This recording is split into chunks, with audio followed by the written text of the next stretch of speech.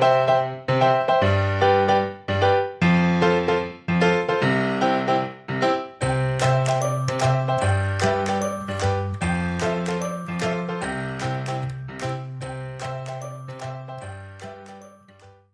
and welcome to the Professional Book Nerds podcast sponsored by Overdrive. Regular listeners will know that I'm a huge supporter of the romance genre and the notion that you should and can be able to read whatever you want without judgment. And for a long time, it felt like readers, and myself included, might have viewed romance books in a certain kind of way. But romance has really changed the game over the last several years. And as we'll discover from my conversation today, romance has always been at the forefront of publishing and readers. So I am thrilled to introduce this episode for everyone today. I had a conversation with Dominique Raccah. She is the entrepreneurial publisher and CEO of Sourcebooks, the company she founded from her home in 1987. Now, as romance readers or readers in general, you may know that Sourcebooks has two phenomenal imprints, Bloom Books and Sourcebooks Casablanca, and both of which are inclusive publishers of romance. And according to industry statistics, Sourcebooks was the top of the romance category in 2023. They had a 228% growth in the Bloom and Casablanca imprints combined. As a result of that, Sourcebooks enters 2024 as the #1 romance publisher in the United States. And I was fortunate enough not only to have the pleasure of chatting with Dominique, I was also able to chat with Paula, Mary, Molly, Deb, and Pamela, and they're part of the incredible team that bring all of these books to romance readers here in the US. So I hope you enjoy this peek behind the curtain conversation. We talk about trends in romance, a little bit behind the scenes of how the imprints work. They share their recommendations for books just in time for Valentine's Day, and I hope you enjoy this episode. Oh, and make sure you follow us. We're at Pro Book Nerds on Instagram, Twitter, and TikTok. Send us a note to professionalbooknerds@overdrive.com. Happy reading.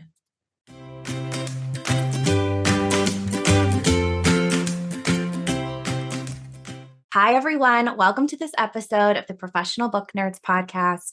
Emma here, and today's guests are very special. We have Dominique Raccah, who is the CEO and publisher of Sourcebooks. Welcome. Hi, how are you? I'm great. How are you? I'm so glad to have you here. I'm so excited. I've got a number of team members who are excited to talk to you about romance. I'm so thrilled. So we have a wonderful group of folks here from the Sourcebooks team as well. And as I mentioned to our listeners in the introduction to this episode, Sourcebooks is changing the game for romance. So you have your Bloom imprint and your Casablanca imprint. And so I would love to just start by asking about the approach to publishing romance under those two imprints. Oh, I love that. You know, what's really fascinating is, so today, this is mind-boggling to me, and I will simply tell you this. According to BookScan, we're the #1 romance publisher in the country, which I find completely staggering. The approaches that Bloom and Casa take are really different. So Bloom is very much a quick to market strategy. So it's really meant for author entrepreneurs who really have a deep knowledge base about their fans and how they want to interact with those fans. Casa's does things a little bit differently and builds authors from the ground up, and you can see that in a lot of our Casa authors, and also has got a slightly different vibe. I mean, Casa actually goes into somewhat larger categories. Mary, I don't know how you think about this, but I see Casa going into somewhat more subcategories than Bloom sometimes does. Yeah, Casablanca has a really large bench and also a really large kind of breadth to its approach to publishing. And like Dominique said, it is a bit, I wouldn't say like slow to market because we are a lot faster than some of our competitors, other publishers, but it is a very careful, studied approach to each step of the publishing process and working with the author to kind of figure out what the best tempo for their fan, their books, and their platform is. So Casablanca is like very boutique and hands-on in that way. Well, the thing that you're pointing to, Mary, that I think is really cool is that for both of the thing that has, I think, set Sourcebooks apart is that our approach across both imprints. So there are some things that the imprints share, right? Is that they are, and honestly, this is true of Sourcebooks as a company, as a publishing firm. We tend to be very author-centric. So we're author first. We really kind of spent a tremendous amount of time. I mean, I think you know this. We started in a bedroom and, came out of nowhere. And, Publishers Weekly called us the most successful self-made publisher of the century. So we really come from nothing. We're a startup, right? So, but that really has to do with working with each author based on where they're trying to go, what they're trying to do. So, so if you talk to Mary, she can tell you about what Katie's trying to do. And if you talk to Krista, she can tell you, Krista can tell you, what she's trying to do. And obviously Deb Werksman's here and she can tell you what Lucy Score is trying to do, a number one New York Times bestselling romance author. So each of our authors have a game plan and a thought process and an approach that they want, and we work closely with them to create that success. I think that's fantastic. And as a romance reader and someone who sort of devours everything that you put out through Bloom and Casablanca, I really see that with the way that you present the titles to readers and the way that you put the authors first and sort of work with them. I love the sort of cohesion between all of the social media profiles of like authors I follow and then the Bloom Instagram and the Casa Instagram. I love seeing all of those things sort of overlap. There's sort of certainly no shortage of romance, for voracious readers to find here. Now, you talked about this a little bit already about sort of what each imprint looks for and specializes in. But is there something that makes a Bloom title and a Casa title beyond sort of what we've talked about already? You know what? There are a number of things. One of the things that and Pam can speak to this, and by the way, so can Mary. But one of the things that we're really doing is working with each author to think about their strategy, their go-to-market strategy, and how they particularly want to be working.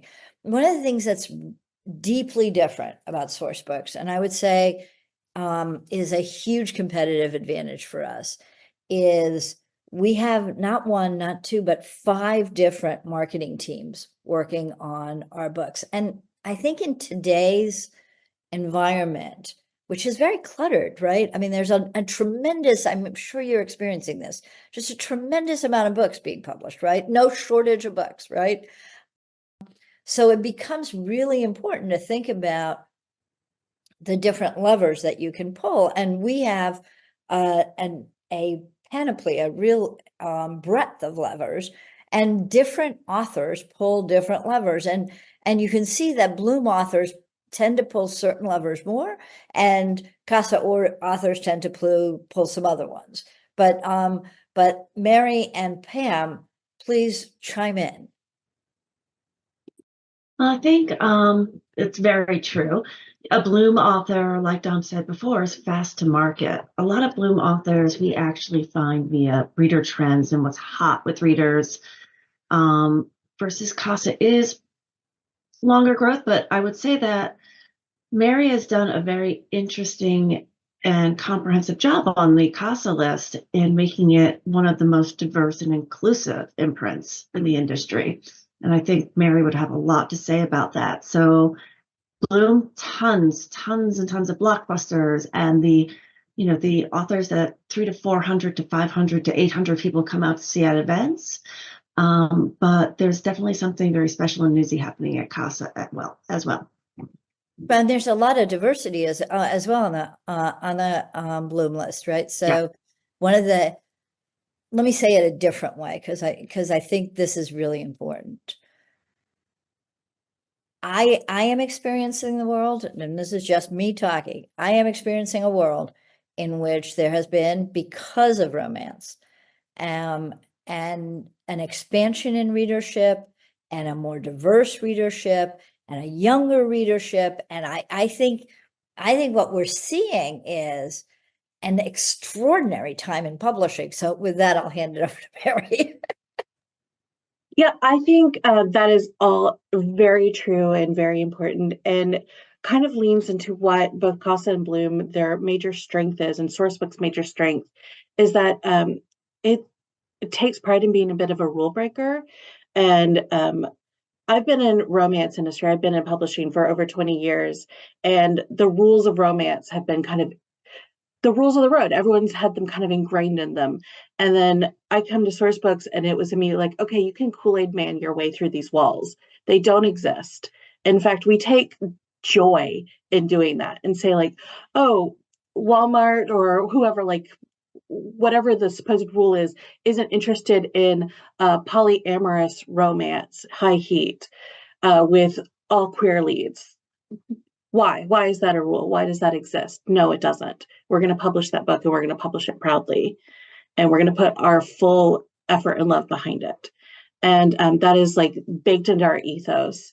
So like, I know I'm kind of off-roading from the difference between Casa and Bloom because we both have that, but I would say like the Bloom is like very like fan-led in that direction, and Casablanca is listening to the fans, but it's also kind of the editorial vision, like helping that author vision grow into that aspect. So it's blooming, but at a slightly different pace.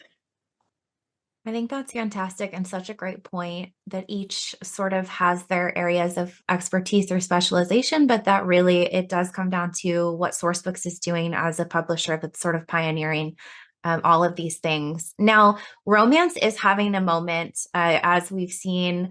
You guys have made the news, as the #1 romance publisher, according to the industry statistics, with just the exponential growth you've had for Bloom and Casablanca Imprints combined in 2023. What do you think has contributed to the success of the romance genre, particularly over the last few years?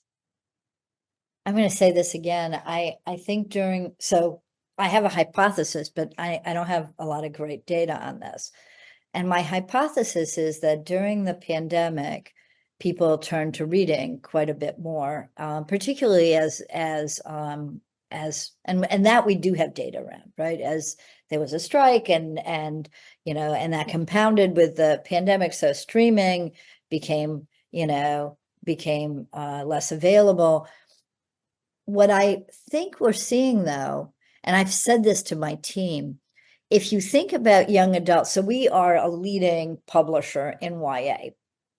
If you think about young adult, there are no boundaries really in young adult. Like it isn't like young adult is, oh, here is your young adult romance versus your young adult dystopian versus your young adult mystery.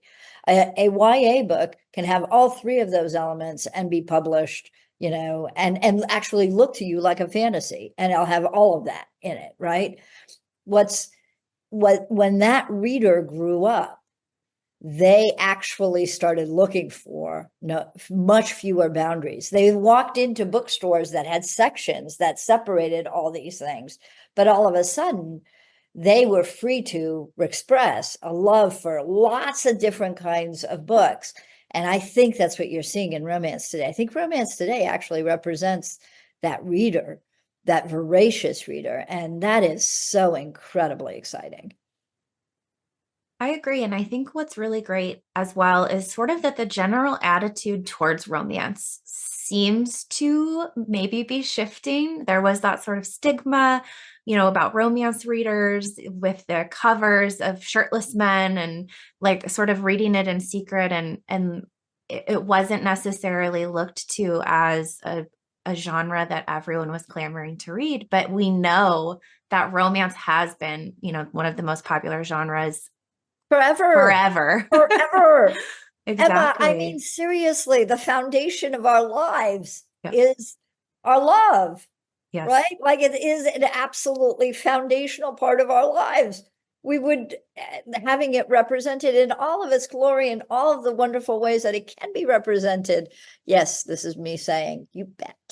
Exactly. And so it is really nice, obviously, as a romance reader myself, to see that the attitude towards it is hopefully shifting, and that the respect for romance novels is there, because we know that romance stories can tell so much more about life than perhaps people gave them credit for in the past. And so what I would love to know from this group of sort of experts is where you think the genre might be headed.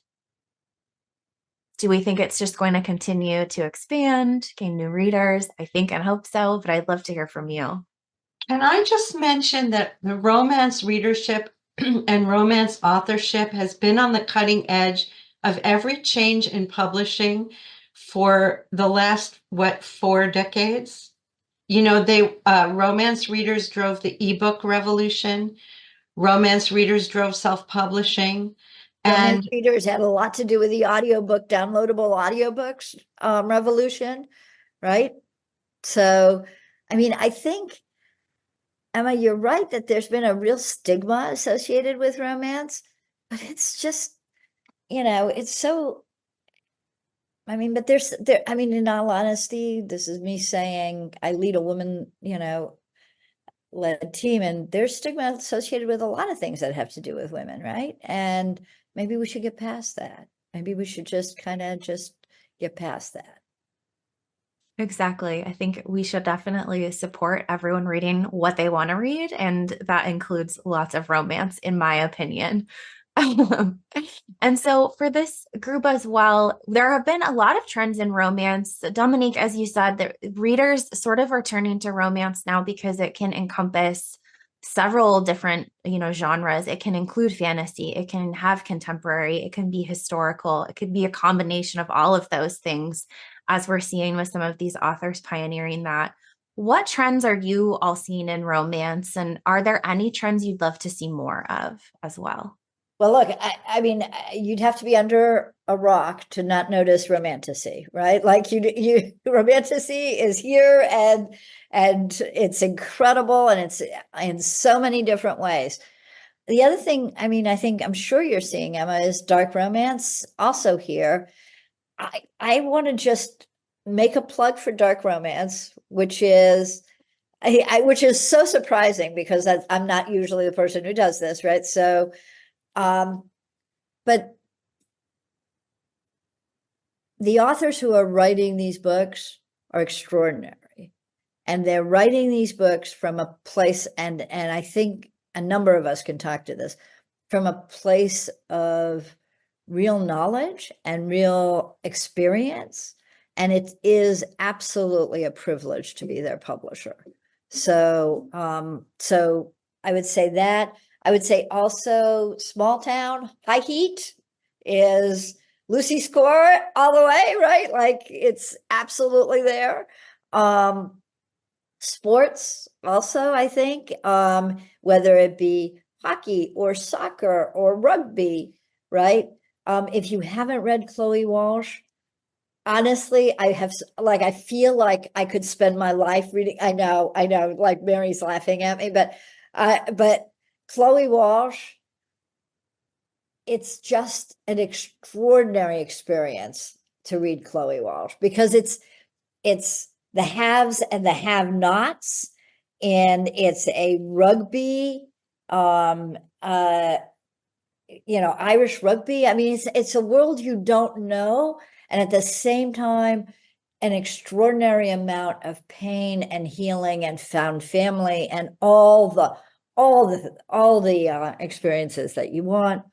The other big romance trend that I think my friend Pam can speak to, is in-person events. Before we go to that, I just wanted to say another trend is the fairy tale retellings, which I find so amazing because people are flocking to these books. They take the characters that we grew up with, where the women were supposed to be pretty and waiting around to be saved by men. And they're taking these women and they're making them the heroines, and they're the ones who are tough and they're making their own destiny. And it's just resonating with readers in such an amazing way. It's a huge way, Paula. You're totally right. Yeah. If you haven't read Jessa Hastings' Never, which is a retelling of Peter Pan in a way that this is Pan as you've never seen Pan, Hook, and Wendy.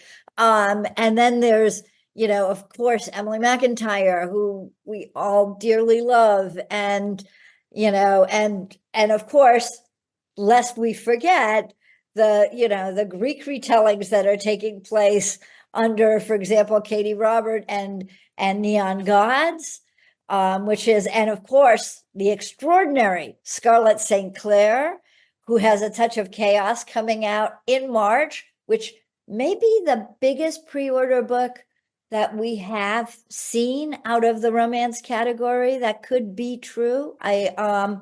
So Scarlett's A Touch of Chaos coming out now. So yeah, thank you, Paula, for adding that. Sorry. No, I think that's fantastic. And it's funny, I actually went to my local bookstore to try and get the Chloe Walsh, like first few books, Binding 13, and it was completely sold out. There was like a sad little staff recommendation section and all the books were gone. So I have to tell you, Emma, I have spent like weekends reading Chloe Walsh because it's so extraordinarily immersive. You lose yourself in there. And we should mention that Chloe's being published in YA and young adults. So this is Bloom YA. And I think that's the other thing that we're seeing is that this expansion of YA into a lot of places. So yeah. yeah, I think that that's true as well. I mean, as a reader, I started reading YA as a teen and have sort of continued well into my 30s, and sort of finding the different areas where the YA resonates with sort of all readers, but then certainly for the teen readers with which they're written for. I do love that there's sort of just, again, we've talked about this, no shortage of options that you can certainly find what you're after with books. And I do want to just shout out to this team as well, because the Dark Olympus series by Katie Robert is one of my most recommended series on this podcast. I talk about every time she has a new book in that series. I was like, it's on our monthly picks. We're recommending it. Emma, it is one of my go-tos. Emma, just so you know, Mary Altman, who is here on the podcast, is Katie's editor. Like, I have questions about the series then for you, but that might go down a totally different rabbit hole of that. Yeah, we could definitely sidebar at any time because I am never tired of talking about Katie Robert, Dark Olympus, Wicked Villains, which just came under Sourcebooks. Everything that they do is bonkers in the best way. And that's like what drew me to Katie's books in the first place, was when they pitched it to me. I was like, this is weird and I love it. And I know that other people are going to love this. And I think that that's a really wonderful approach to take, because I know that that's not necessarily the way that other publishers may have approached books, but I love Katie. I follow her on all social media. And so anytime I see like another book coming out or whatever else is next in a different series, her ideas are always so incredible. It's like, well, why haven't we been publishing this kind of stuff already? And so it's nice to see that diversity of content and of storylines and of characters just sort of be more embraced by publishing, and particularly by the job that you are all doing at Sourcebooks. So thank you as a reader. I've been very lucky in the last year or two. Sourcebooks lets me go on tour with some of our bigger authors if they're going to have larger scale events. And going with Katie for the last 2 tours has been eye-opening, because whereas a lot of our authors are drawing these giant crowds, if you look at Katie's crowds, it's different. It's different than other authors might be. There's, every persuasion there, such youth families coming, people crying, pink hair, teal hair, men, women. I mean, it's just an amazing group. I love these pictures. So Pam takes pictures of Katie's crowds, and the pictures are extraordinary. I mean, it's just, the fact is that Katie's crowds are enormous, and and just they all love these books so much. And I think that's a really excellent point, though, that all of these authors and these books bring so many different people together and sort of have that common passion and love for these characters and these stories. I literally just spoke to our local library here in Cleveland, Cuyahoga County Public Library, because I screamed when I saw the Elsie Silver event coming to town in a few months, just to try and toss my hat in the ring to chat with Elsie. But it's incredible to see, be amongst other readers who love these characters, love these stories, and then get the chance to interact with these authors who have created these characters and these worlds that mean so much to us. I think I often turn to reading for sort of an escape and a distraction, especially when life is busy and stressful, as the last few years have been. And so it is really nice just to sort of be able to engage with people that feel similarly excited, about cowboys and stuff in Chestnut Springs. So I know, isn't Elsie incredible? yeah. She just made am I correct? She just made the USA Today list. Mm-hmm. And I have to tell you, and she also just made the Globe and Mail list, and she's Canadian. So the Globe and Mail list is like a big deal for her. So I'm so excited about that. And I love I devoured her books too. They're incredible. And it's always nice to see. So I go to the bookstore a lot, which I don't need to do because I have too many books, as you can see behind me. But it is always incredible to just see full displays of books, and it's all Bloom, all Casa, and all of these titles that we know and love from Scarlett and Katie and so many other folks. We can't we cannot do this podcast without mentioning, of course, #1 New York Times bestselling Anna Huang. I mean, we have to talk about Anna because she has a new book coming out, and it's coming out in, I think, Pam, help me, Molly, help me. I think it's coming out in September. Is that right? Yes. Yeah. So, so you should know we are so excited about Stryker, and obviously Anna's books have just completely resonated with people. Twisted Love continues to be on the New York Times list and has been there for weeks and weeks and weeks. And Anna clearly has resonated with romance readers. She really has. And that's her books actually remind me of a question I have for you all, is that what I think you do well, is in addition to many of the things we've talked about, is embracing the special editions or sort of new covers, or making books really special for readers to have. And so I don't know if anyone here could speak to sort of the approach to that. Paula's team does all that. Well, she doesn't make the manufacturing part of it, but she's the one there. That's the team bringing that to us. Paula? Yes. So we, we're very much moving forward with special editions. In fact, Mary just launched her spring season 2 sales yesterday. And I loved that she, every book she was asking or telling us that we were going to get stained edges and special enhancements to the books. So yes, our customers definitely are looking for something unique to offer to their customer. And Sourcebooks has been very generous in, working with us so that we can have different editions for different customers. Anna Huang will have special editions at Target as well as Barnes & Noble. And we're constantly looking to give the fans what they want. I think Mary could speak a little more to all of the great, things that she's putting into her upcoming books, because it really is an amazing amount of additional material.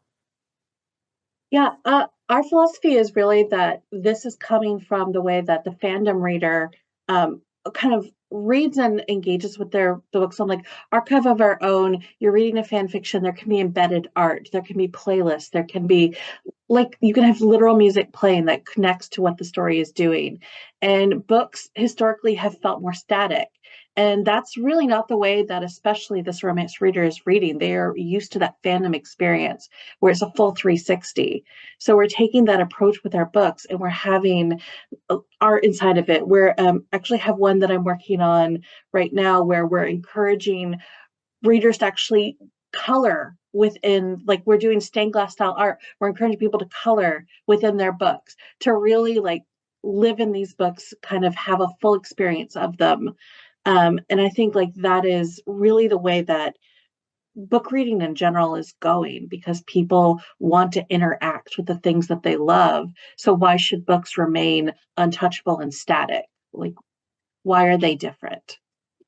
And I love that you're pointing to the extraordinary connection that this set of authors has with their readers. And you see that in events. So this, I was showing you, this was an event that we just did for Katie and Midnight Ruin at Joseph Beth. I don't know if you can see that packed room. I mean, that's just a packed room for Katie, right? Yeah, that's incredible. And again, it's just full of smiling faces and happy people that are so excited to talk about her latest book. And this is to this team, my plug to please always send all of these authors to Cleveland, Ohio, so that I can go to all of the events. Because they're always, I know that there are a lot of other places that you can send the authors, but there's always a packed crowd at Cuyahoga County Public Library. Cuyahoga and Max Bax does a really nice job with getting books at the events and getting, people to go home with stacks and stacks of new authors to explore.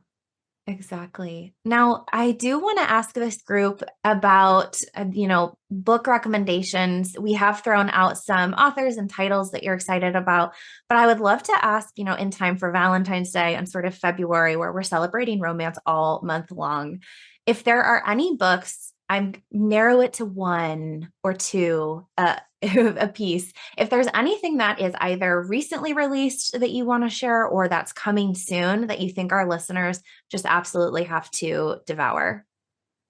I've been pitching as my number one Valentine's Day pick because it comes out right next week. Waiting for the Flood by Alexis Hall.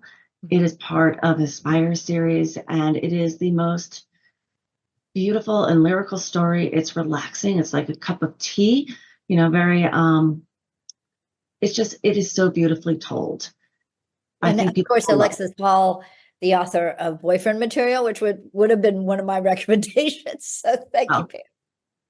It's wonderful. I think I probably overlap with Mary on this one. Yeah, definitely. Anything Alexis. Also, Girls with Bad Reputations by Zio Axelrod just came out. And her books are just a full experience. And they're so cool and they're so emotional. And you just dive into the worlds that she creates. Also, in that vein, Lily Chu, The Comeback. She's just such a smart, with it approach to romance and deep layers and deep meaning in all of her books, but they're packaged in such a fun, vibrant way that they're so enjoyable. Could I recommend Alice Kellen's duology, All That We Never Were and All That We Are Together, which is absolutely gorgeous as a group, and it's a new adult following with an age gap story and following a young woman who's an artist, and just absolutely compelling reading. All the feels. And if you would like to have your heart broken, I would, in all the best ways, I strongly recommend 1,000 Boy Kisses by Tilly Cole, which has got a new book coming towards the end of the year. But I have to tell you, you'll spend time thinking about it.